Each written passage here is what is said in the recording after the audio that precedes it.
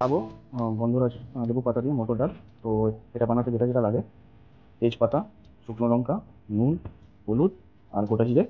আর এখানে আমরা মটর ডালটা ভিজিয়ে রেখেছিলাম, আর কিছু গন্ধরাজ লেবুর পাতা। তো চলুন আমরা দেখে নিই এটা আমরা কীভাবে বানাবো। তো প্রথমে আপনাকে যেটা করতে হবে সেটা হচ্ছে, এই যে ডালটা আপনি ভিজিয়ে রেখেছেন তার মধ্যে নুন আর হলুদ দিয়ে কুকারে দুটো সিটি মেরে নেবেন। তো আমরা ডালটা কুকারে সিদ্ধ করে নিয়েছি। তো এবার আমরা ডালটাকে সম্বাদ দেবো। কড়াই একটুখানি তেল নিয়ে নিন।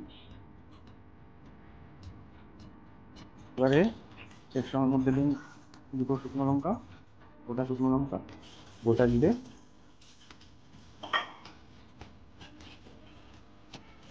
তেজপাতা।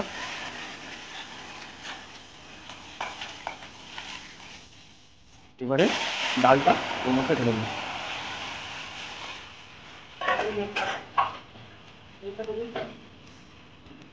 আর লেবু পাতাগুলো ওটার মধ্যে মিক্স করে দিন।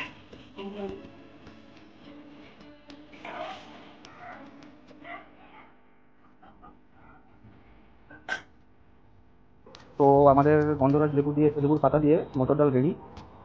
তো আপনাদের যেটা করতে হবে,